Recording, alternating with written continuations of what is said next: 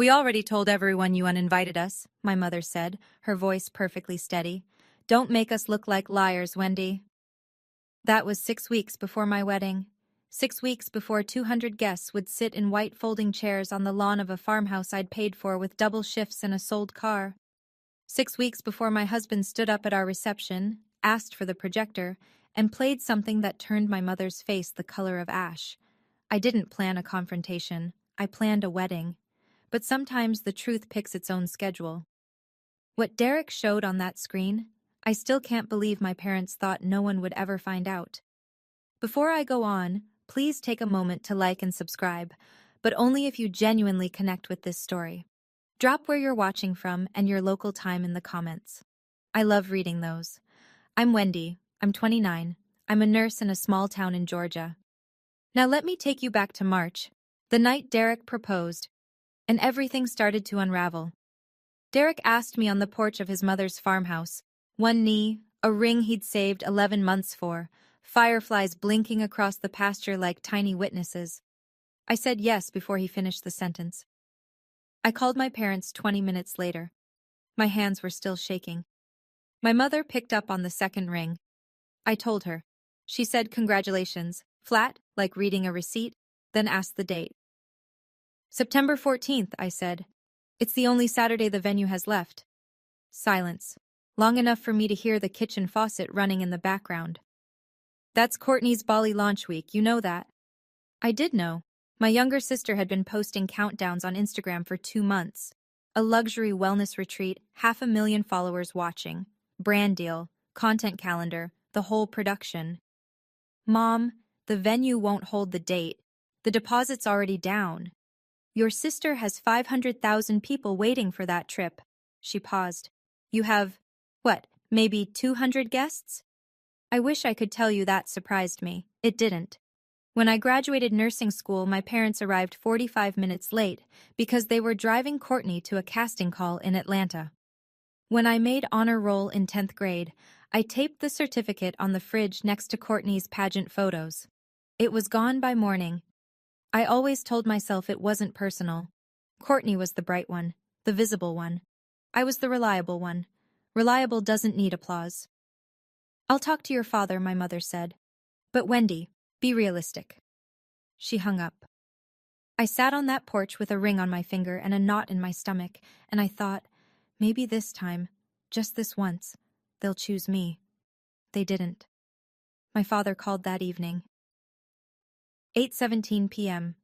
I remember because I was standing at the stove making pasta, and the timer on my phone read 8:17 when his name flashed across the screen. Derek was at the kitchen table. I put the call on speaker. Looking back, I'm glad I did. A witness matters. I'm going to say this once, my father said. His voice had that low, controlled register he uses when he believes the conversation is already over. Move the date, or your mother and I won't be there. Dad, the deposit is non-refundable. Then you'll lose it. That's what happens when you don't think about your family. I looked at Derek. He reached across the table and took my hand. He didn't squeeze it. He just held it. Steady, the way you hold something you're not going to let go of. I'm not moving it, Dad. 3 seconds of nothing. Then the line went dead. I stood there holding the phone, steam rising from the pot behind me. Derek said, "You okay?" And I said, "Yeah," which was a lie. But it was the kind of lie that gets you through the next 10 minutes so you can eat dinner and pretend the floor isn't tilting. My father has run our family the way he runs his hardware store. Inventory in, inventory out. No backtalk from the shelves. You do what Harold Foster says, or Harold Foster stops talking to you. I'd watched him freeze out his own brother for 2 Thanksgivings over a property line dispute. I knew exactly what won't be there meant. It wasn't a threat. It was a policy. I just didn't know yet how far that policy would reach. 10 days later, the caterer called. Hi, this is Brenda from Magnolia Table. I'm calling because Diane Foster contacted us to cancel the deposit on her card. We need a new payment method within 10 days or we release your date.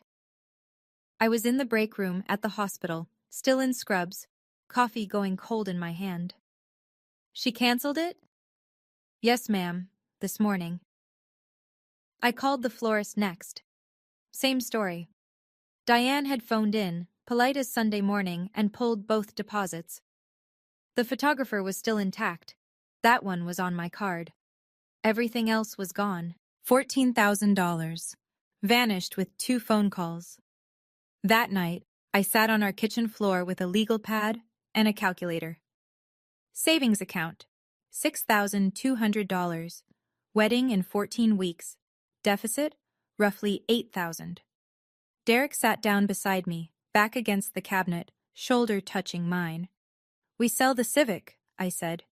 He didn't argue. We listed my 2011 Honda the next morning, got $4,800 from a kid at the community college. I picked up 3 extra night shifts a week on top of my regular rotation. 12-hour shifts, then home to address invitations at the kitchen table until my handwriting went crooked. Derek watched me lick an envelope at 2 a.m. and said, "Let me run your credit report. We need it for the house loan anyway." I said sure, barely listening. I was calculating how many overtime hours it would take to cover the new caterer who charged by the head instead of the platter. He opened his laptop. I sealed another envelope. When I looked up 20 minutes later, Derek was staring at the screen and he hadn't moved. Not even his fingers, just frozen. "What?" I said. He didn't answer right away. Before Derek could explain what he'd found, my phone started buzzing. Not calls, texts, one after another, lighting up the screen like a slot machine nobody asked to play. "Aunt Carol, heard you told your parents not to come? That's cold, Wendy." "Uncle Gene, your mom is heartbroken. Call her." A cousin I hadn't spoken to since Thanksgiving. "Family is forever. Don't do this." I scrolled through 11 messages in 4 minutes. Every single one carried the same story. That I had uninvited my own parents from my wedding. That I was being cruel. That Diane was devastated. I called Aunt Patty. She's my mother's younger sister, the only person in our family who ever looked me in the eye and said, "I see what they're doing." She picked up on the first ring. "They told everyone it was you," Patty said. No preamble. "Harold called Jean yesterday. Diane posted in the family group chat. Not directly, you know how she does it. Just a sad emoji and, 'Please pray for our family.' Classic." "What exactly did they say?" "That you banned them. And that Derek is," her words, "isolating you from the people who love you." I sat down hard on the edge of the bed. 40-plus relatives now believed I was an ungrateful daughter being controlled by her fiancé. My father had weaponized Christmas dinners and birthday cards. My mother had weaponized sympathy. "Patty, none of that is true. I know who you are, sweetheart. I'll be at that wedding." I hung up and stared at the ceiling. The damage was already spreading, root deep, through every branch of the family tree, and I didn't know yet that my mother was about to take it one step further, to someone I actually cared about impressing. 2 days later, Derek came home from his mother's house looking like someone had rearranged the furniture inside his chest. "My mom got a phone call," he said. He sat across from me at the table, hands flat, the way he does when he's choosing words carefully. "A woman named Diane called her, told her you have emotional instability, said she should, quote, keep an eye on you." The room tilted. Not dramatically, just a slow, quiet tilt, like a picture frame sliding off a nail. My mother had called Ruth Calloway, my future mother-in-law, a woman I'd only known 8 months, a woman whose respect I was still earning. And Diane had called her to plant a seed that I was broken. Canceling the deposits, I could handle. Turning the relatives against me, I could stomach. But calling Derek's mother to sabotage the only new family I was building, that was different. That wasn't punishment. That was demolition. "What did your mom say?" I asked. She said, "I've spent 30 years in a courtroom. I know what manipulation sounds like." Ruth Calloway had worked as a clerk at the county courthouse until she retired. She'd sat through custody battles, fraud hearings, protection orders. She didn't rattle. "She recorded the call," Derek said. "Georgia's a one-party consent state. She said if we ever need it, it's ours." I sat with that for a long time. Then I said the truest thing I'd said in weeks. "I'm not fighting them, Derek. I'm just done explaining myself." From that point forward, all communication with my parents went through text, written record only. I didn't block them. I didn't yell. I simply stopped performing the role of the grateful daughter, and I didn't invite them back. Courtney FaceTimed me on a Tuesday night. She was in her studio apartment, ring light glowing behind her, lashes on, content ready even at 9 p.m. Her whole life was a set, and she never stepped off it. When? Just move it. It's one day. It's my wedding. And it's my career. Since when does your career outrank my marriage? She tilted her head the way she does when she thinks she's being patient with someone slower. Since it pays for Mom and Dad's new roof. That stopped me. I didn't know Courtney was funding anything for our parents. Or, more accurately, I didn't know our parents were telling Courtney she was funding them. What roof? Dad said the estimate was $12,000. I covered half, brand money. She shrugged like it was nothing, like writing a $6,000 check to your parents at 25 was just the price of being the favorite. Courtney, listen to me. I'm not moving the date. Then you're going to lose them. I already lost them. A long time ago. She blinked. For half a second something cracked behind the ring light. A flicker of recognition, maybe guilt. Then it sealed shut. Just do what they want when it's easier. Easier for who? She ended the call. I stood in the kitchen holding my phone and something Courtney said kept circling, since it pays for Mom and Dad's new roof. Courtney thought she was the family benefactor. She had no idea, or maybe she did, that my parents had other funding sources with my name on them. When Derek finished pulling my full credit report the next morning, we found out exactly where the roof money really came from. Before I could process what Derek found, my father went nuclear. Harold Foster sent a message to the family group chat. 32 people, 3 generations, from Aunt Patty to my 17-year-old cousin in Jacksonville. Diane and I will not attend Wendy's wedding. She has made it clear that our family traditions don't matter to her. We hope she'll come around. Please respect our decision and give us privacy during this painful time. Painful time. Like he was the one selling his car and picking up night shifts. The responses piled up. Not for me, for them. So sorry, Harold. Praying for you both. She'll regret this one day. An aunt I hadn't seen since 2019 sent me a private message. Shame on you, Wendy. An uncle wrote, your parents gave you everything. Everything. They gave Courtney everything. They gave me a social security number to borrow against, but I didn't know that part yet, not fully. I turned off my phone. I was sitting in my car in the hospital parking lot. My shift started in 20 minutes. The sky was that deep Georgia purple it gets right before it goes black. Derek texted on the old phone, the one I kept for emergencies. Come home. We need to talk about what I found. I didn't go home. I went into my shift, because rent doesn't care about family drama, and the ER doesn't pause for heartbreak. I coded 3 patients that night, held a woman's hand while we waited for her husband to arrive, changed my gloves 19 times. 12 hours later, I walked through our front door. Derek was sitting at the kitchen table with a manila folder, a legal pad, and a look I'd never seen on his face before, something between fury and math. Derek pushed the folder across the table. 3 credit cards, he said. All in your name. Capital One. Discover. City. I opened the folder. 3 account summaries. My name, my social security number, my parents' home address, the one I'd moved out of 7 years ago. Total outstanding balance, $47,300. I turned the pages slowly. Each statement was a map of someone else's life. A round-trip flight to Tulum, a 5-night stay at a resort in the Maldives, a $1,400 camera lens from B&H Photo, $3,000 at Nordstrom in a single afternoon. Every transaction matched. Tulum. Courtney posted poolside photos in March. The Maldives. Her most liked reel ever in November. The camera lens. She'd unboxed it on her story with the caption, investing in my craft.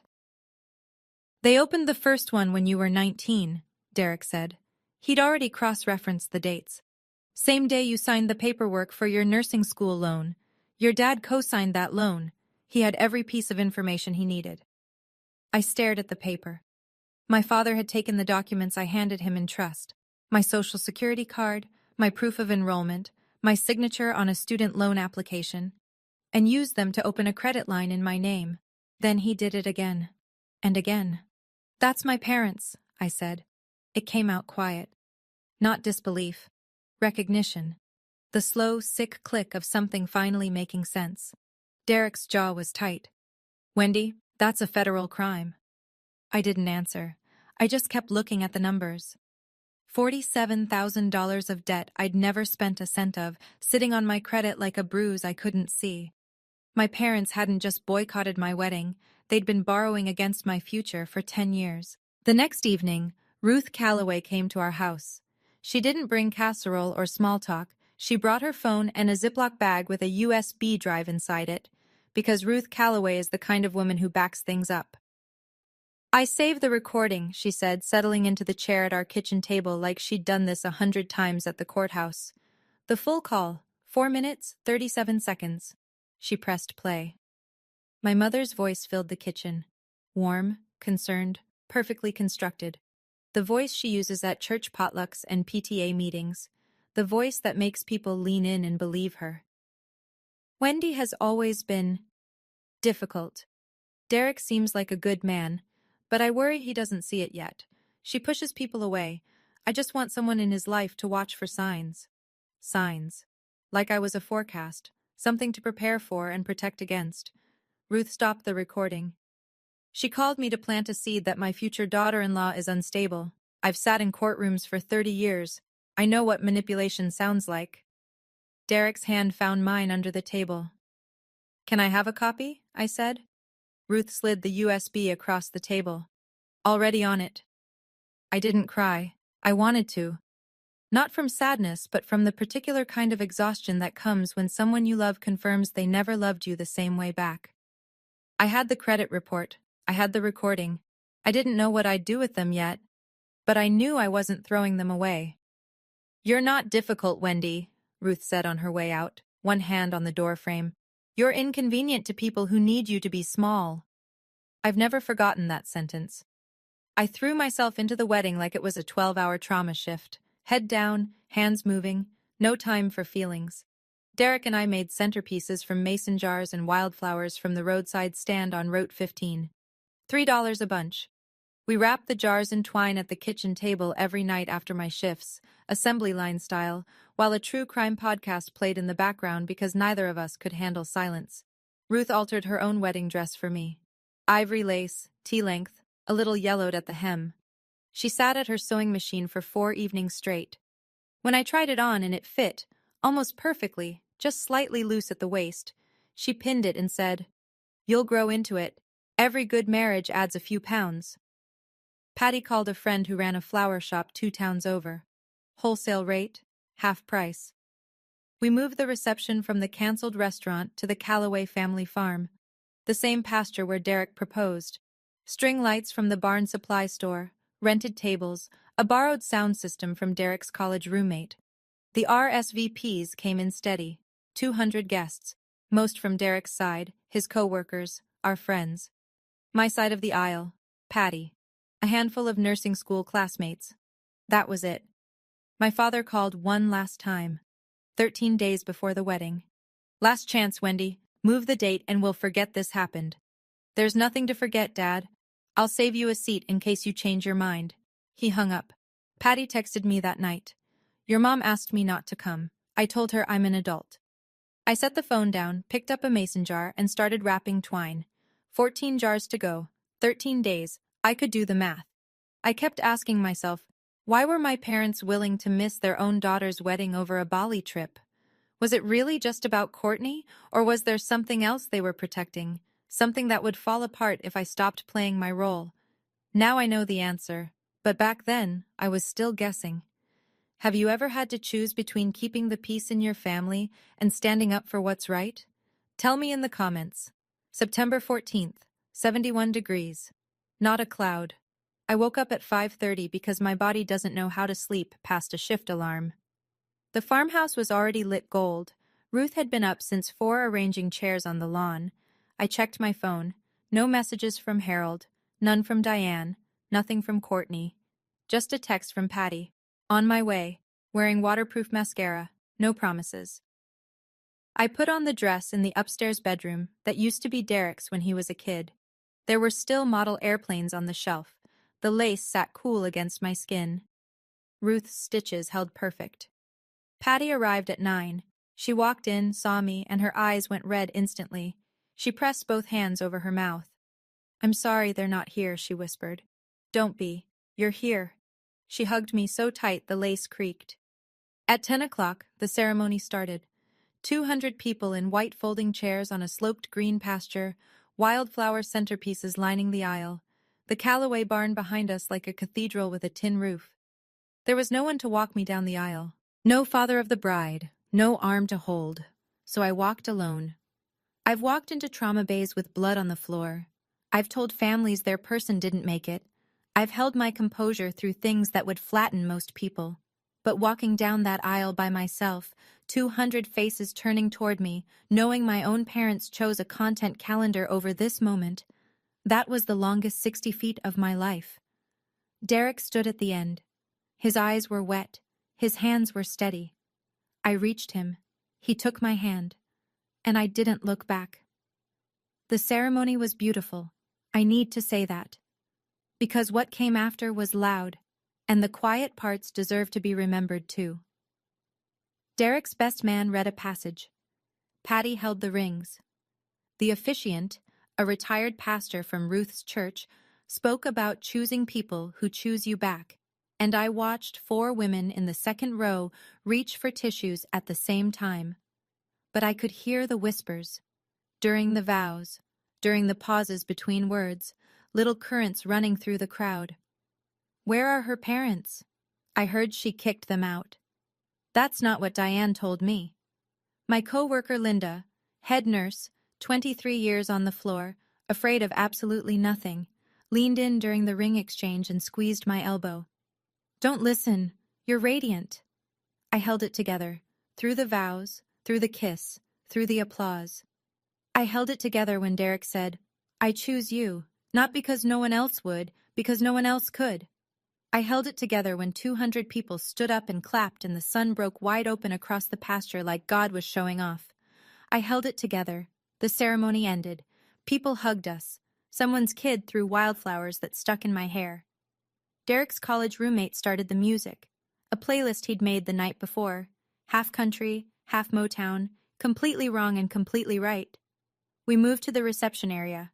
Long wood tables under the string lights, catered barbecue from a place in Macon that owed Derek a favor, mason jar centerpieces catching the late afternoon glow. 200 guests, paper napkins, real love. The ceremony was perfect. The reception was where everything changed. I saw the headlights first, a silver Buick rolling slow up the gravel drive. Deliberate. The way you'd pull into a stage entrance if you wanted the audience to notice. My father stepped out in a charcoal vest and pressed slacks. My mother followed in a floral dress and fresh lipstick, camera ready, the way she always is when she knows people are watching. Diane spotted me across the lawn and her face broke into a wide, trembling smile. She walked straight toward me, arms open, voice pitched to Carrie. "Oh, sweetheart, we couldn't miss our baby's big day." She hugged me before I could move. Her perfume hit my nose. The same Estee Lauder she's worn since I was 12, and for one terrible second, my body almost softened into it. Harold shook Derek's hand with both of his. "Welcome to the family, son." Loud, warm, performed for the 8 nearest tables. People clapped. Someone at table 4 said, "See? They came after all." A woman I didn't recognize dabbed her eyes. The prodigal parents, returning just in time. What a beautiful story.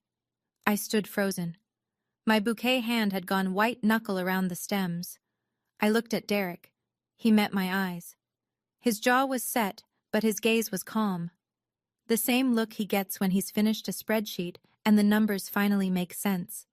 He gave me the smallest nod, almost imperceptible, the kind of nod that means, I know, and I'm ready. Because here's the thing my parents didn't account for. They showed up expecting to rewrite the ending. Smiling, hugging, performing. They thought they'd won. They had no idea Derek had brought a projector. The toasts started at golden hour. Derek's best man went first. Funny, short, a story about a fishing trip that got the crowd laughing. Then Ruth said a few words about the kind of woman she'd always hoped her son would find. She looked right at me when she said it, and I almost broke. Then Derek stood up. He'd kept his jacket off all night, sleeves rolled to the elbows. He looked relaxed, but I knew better. I'd seen him prep for bank audits with less tension in his shoulders. He took the microphone from the best man and smiled at the crowd. I want to thank everyone for being here, especially the people who showed up when it wasn't easy. A murmur. A few people glanced at Harold and Diane, who were seated at a table near the back. Diane with her ankles crossed, Harold with one arm draped over his chair, both of them wearing the satisfied expressions of parents who'd made a grand entrance. I also want to talk about honesty, Derek said, because Wendy deserves that. The murmur shifted. Glasses stopped clinking. Some of you received messages saying Wendy uninvited her parents tonight. That's not what happened. Diane's smile flickered. Harold and Diane chose to boycott this wedding. Their word was teach her humility, because Wendy refused to move our date for Courtney's Bali trip. Whispers, quick ones, the kind that moved through a room like wind through tall grass. Harold pushed his chair back and stood. That's enough, son. Derek didn't flinch. I'm not your son, Harold, and I'm not done. 200 people went still. The music had stopped. Even the cicadas seemed to pause. Diane reached for Harold's arm. He shook her off. Derek set his phone on the table next to the Bluetooth speaker. 6 weeks ago, Diane called my mother. She told her that Wendy is emotionally unstable, that she pushes people away, that someone in my family should watch for signs. He looked at Diane. She had gone very still, the way a deer freezes in headlights right before it decides which way to run. My mother recorded the call. He pressed play. My mother's voice came through the speaker, clear as a church bell and twice as cold. Wendy has always been difficult. Derek seems like a good man, but I worry he doesn't see it yet. She pushes people away. I just want someone in his life to watch for signs. 200 people heard it. Every word. In my mother's own careful, concerned, rehearsed tone, the one that sounds like love, if you don't know what love actually sounds like. Diane shot to her feet. That's taken out of context. Ruth Calloway stood up from table 1, 63 years old, steel gray hair pinned back, reading glasses on a chain around her neck. She didn't raise her voice. She never has to. I played the entire recording for my pastor, Ruth said. He said the same thing I did. It's manipulation. The crowd wasn't whispering anymore. They were silent. The kind of silence that has weight. Patty was crying at her seat, one hand pressed flat against the table, the other covering her mouth. She'd known her sister was cruel. She hadn't known the depth. Harold grabbed Diane's elbow. We're leaving. Derek held the microphone steady. You can leave. But there's one more thing your family needs to hear. Harold stopped walking. Derek's college roommate, the one who'd set up the sound system, pulled the white sheet tight between two barn posts. The borrowed projector hummed to life. Numbers filled the screen. 3 credit card accounts. My name at the top of each one. Below it, transaction after transaction, highlighted in yellow. Derek spoke without looking at his notes. He didn't need them. He'd memorized every line. 3 credit cards. Opened in Wendy's name without her knowledge or consent. Total balance, $47,300. Gasps. Real ones, the kind you feel in your ribcage. None of this debt is hers. Every transaction matches Courtney Foster's social media posts. He pointed to the screen. Resort in Tulum, March, business class to the Maldives, November, camera equipment, Nordstrom. All charged to accounts Wendy never opened. Uncle Gene stood up halfway, then sat back down. Aunt Carol put a hand over her mouth. The woman who'd dabbed her eyes when Harold arrived now looked like she'd swallowed something sharp. Harold's voice cut through the silence. That's family business. Derek turned to face him directly. It's federal fraud. Diane was crying now, not the delicate, sympathetic kind she'd used on the phone with Ruth. This was different, mascara-streaked, involuntary. Harold grabbed Diane's arm and pulled her toward the gravel drive. The aunt who'd texted me, shame on you, Carol, stood up and followed them, but not to comfort. Harold, she said, is this true? He didn't answer. He didn't look back.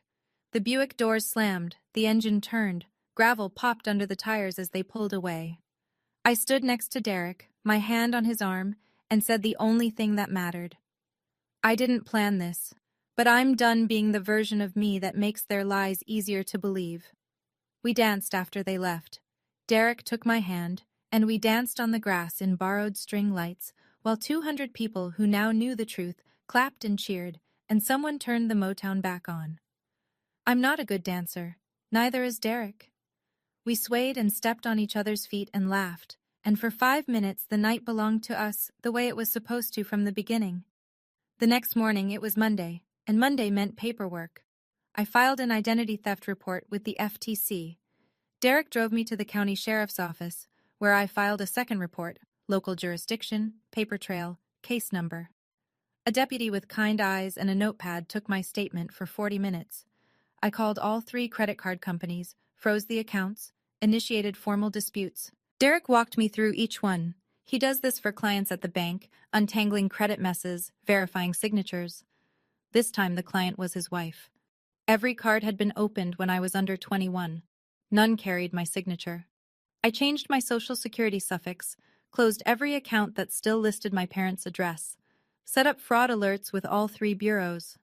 I did not call Harold. I did not text Diane. I did not explain, justify, or apologize. I didn't file the report to punish them, I told Derek that night. We were on the porch, drinking sweet tea, cicadas screaming in the dark. I filed it because $47,000 of debt wasn't mine. He nodded. And because if I didn't, they'd do it again. Maybe not to me. Maybe to Courtney's kids someday. He reached over and took my hand. We sat there until the tea was warm and the stars were out. Silence never felt so clean. Courtney called from Bali 3 days later. I was folding laundry. Her name flashed on the screen and I almost didn't answer. But something made me pick up. Maybe curiosity. Maybe the part of me that still remembered braiding her hair when she was 6. The Discover card got declined at the hotel, she said. Her voice was thin. No ring-light confidence, just panic. What did you do? I froze my accounts. My name, my credit, my decision. You're ruining everything. I have a brand deal. The resort is part of the content package. I need that card for 3 more days. Fund it yourself. You're 25. Silence. Then a sound I hadn't heard from Courtney in years. A real sob. Not the kind she performs for stories. She hung up. I set the phone on the dresser and went back to folding towels. Over the next week, the fallout hit Courtney's feed like weather. The luxury Bali content just stopped. No more infinity pool shots. No more rooftop cocktails at sunset. She posted a photo from a budget hostel with the caption, "Keeping it real," and her followers noticed. Comments started blooming under her posts. Didn't your sister just get married? Heard your parents weren't there? T? Why did you skip your own sister's wedding for a vacation? Girl, the math isn't mathing. Courtney didn't respond to any of them. She privated her account for 2 days, then came back with a generic boundaries post that everyone saw right through. I watched from a distance. I didn't feel triumphant. I felt the way you feel when you watch a building you used to live in get condemned. Relief and grief, tangled up so tight you can't separate them. Diane called twice. I sent both to voicemail. The family rearranged itself in the weeks that followed. Slowly. The way tectonic plates shift, invisible at first, then suddenly everything's in a different place. Uncle Gene called me on a Wednesday evening. Gene is Harold's older brother. 64, retired electrician, never missed a foster family reunion in his life. He'd been one of the first to text me, "Your parents gave you everything." "I owe you an apology," he said. No preamble, no small talk. "I believed your dad. I shouldn't have." "Thank you, Uncle Gene. He's my brother, and I love him, but what I saw on that screen, I can't unsee it." Aunt Carol, the one who texted "shame on you," mailed me a card. Inside, a handwritten note and $200 cash. "For your new start. I'm sorry I didn't ask your side first." The family group chat reorganized. Gene removed Harold and Diane himself. 30 people watched it happen in real time. His message was short. "Until you explain the credit cards, I don't think you should be here." No one objected. At church on Sunday, Ruth told me the pastor's sermon had been about honesty within families. She said Harold and Diane were not in attendance. They hadn't been for 3 weeks running. In a small town in Georgia, 3 missed Sundays is a statement. People notice. People talk. The Fosters, who had built their reputation on being pillars, on Diane's deviled eggs at every potluck and Harold's handshake at every fundraiser, were suddenly absent. And in a place where absence speaks louder than words, the silence around them grew thick. I didn't orchestrate any of it. The truth did the work. I just stopped covering for them. The brand deal collapsed on day 11. Courtney's Bali sponsor, a wellness supplement company, pulled the $30,000 contract after their PR team found the comment section. Someone had screenshot the projector image from the wedding. A guest had posted a shaky phone video on their private Facebook. Small towns are leaky that way. And it had made its way into a Reddit thread about family drama. 40,000 followers unfollowed Courtney in 2 weeks. Her engagement rate cratered. The algorithm, which had once handed her reach like candy, now buried her posts beneath cooking tutorials and cat videos. She flew home from Bali early, economy seat, middle row. I know because Patty saw the flight itinerary. Courtney texted Diane begging for a pickup at Hartsfield. Back home, reality set in. Every credit card Courtney had been using, for flights, hotels, content equipment, the daily seamless order that fueled her lifestyle, was in my name. All frozen, all disputed. She had no personal savings, no backup card. Her checking account held $1,100. I didn't celebrate. There's no satisfaction in watching your little sister Google how to open a bank account at 25. That's not a win. That's the receipt for a decade of someone else's parenting failure. Harold and Diane couldn't help her either. Without the cards in my name, their cash flow tightened overnight. The new roof Courtney had supposedly funded? Never happened. The money had gone to Courtney's expenses, funneled through accounts bearing my name, laundered through the fiction that it was family money being shared. The math was simple once you stripped the performance away. My parents had been running their younger daughter's lifestyle on their older daughter's credit, and now the credit was gone. Courtney called one more time, a Thursday, late, almost 11 p.m. Her voice was different, stripped down, no affect, no performance, no strategy, just tired. I knew about the cards, she said. I sat on the edge of the bed. Derek was already asleep. I didn't wake him. Not all of them, she continued. But the first one, the capital one. I was there when Dad opened it. I was 15. He said it was for emergencies. I asked whose name it was in, and he said yours, and I asked why, and he said, because Wendy doesn't need the credit right now. I thought that was normal. It wasn't normal, Courtney. I know that now. We sat in the silence for a long time. Not the hostile kind. The kind that happens when two people are standing in the same wreckage and neither knows where to step. I'm not calling to ask you to drop the report, she said. I know you won't. I'm calling because... I don't know. Because you're my sister and I used your name to pay for a life I didn't earn, and I don't know how to sit with that. I closed my eyes. I'm not ready to forgive you, I said. Maybe someday, but not today. I get it. She hung up. No drama, no tears, just a click and then nothing. I sat on that bed for a long time after, and then I cried. Not for the money, not for the wedding drama or the group chat or the credit report on the projector screen. I cried because I lost my sister a long time ago, maybe before she was even old enough to know she was being used. And this phone call was the first honest thing she'd said to me in years. Loss doesn't always arrive all at once. Sometimes it shows up dressed like a family. I keep wondering, if Courtney had told me the truth sooner, would things be different? Or did my parents build a system where both of us were trapped, just in different cages? Courtney got the golden one, I got the invisible one, but we were both locked in. What do you think? Does Courtney deserve a second chance? Or does knowing at 15 and staying silent for 10 years make her just as responsible? Tell me in the comments. 3 months after the wedding, a letter arrived. Handwritten. My father's blocky print on the envelope. No return address, but I'd know that handwriting from across a parking lot. It's the same hand that labeled every shelf in his hardware store. Wendy, you're still our daughter. This has gone far enough. 11 words. No mention of the credit cards, no acknowledgement, no apology, just a command dressed up as affection. Diane texted a week later, "Can we have Christmas together? For family?" The same phrasing she'd used in the group chat, the same packaging. Wrap the request in family and hope no one notices it's actually an instruction. I sat at the kitchen table, the same one where Derek had spread the credit report, the same one where Ruth had played the recording, and I wrote back, one letter, on paper, because some things should be permanent. Dear Mom and Dad, I will always be your daughter. But I will not be in a relationship where my name is used without my permission.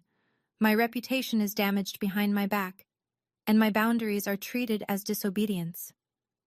When you're ready to acknowledge what happened, not explain it, not justify it, acknowledge it. I'll be here. Wendy. I sealed it, stamped it, drove to the post office myself. No response came. Not that week. Not that month. I won't pretend that didn't hurt. It did. Every holiday that passed without a call landed like a small stone in a jar I keep somewhere behind my ribs. But the jar doesn't overflow anymore, because I stopped adding my own stones to it. The guilt, the self-doubt, the voice that used to whisper, maybe you should have just moved the date. I don't need an apology to move on, but I need honesty to stay. 6 months after the wedding, we closed on a house. Small, 2-bedroom, 1-bath, a front porch with a railing that needs paint. It sits on a half-acre lot at the edge of town where the streetlights end and the fireflies begin. My credit report came back clean. Every fraudulent account disputed, investigated, and removed. Derek walked me through the final letter from Equifax like it was a diploma, which, in a way, it was. Proof that my name belongs to me again. Ruth brought a rose bush the day we moved in. Pink climbers. She planted it by the front steps and said, "Every house needs something alive that comes back every year." Patty comes for dinner every Sunday now. She brings cornbread, Diane's recipe, which she learned first and makes better.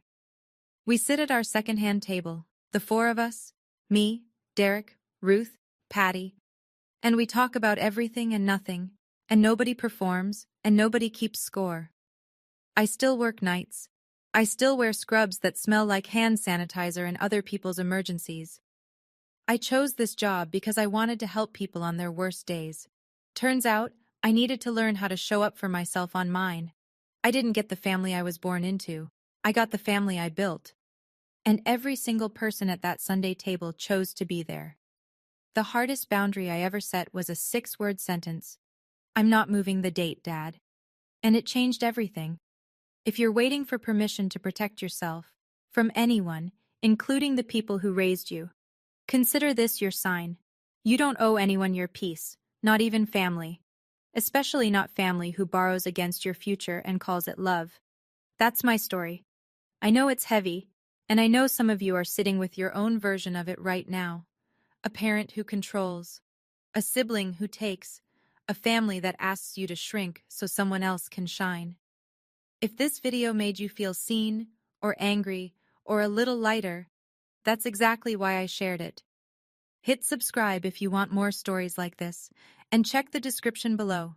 There's another story about a woman whose family tried to sell her house while she was deployed overseas. It's unbelievable. Thank you for staying until the end. I'll see you in the next one.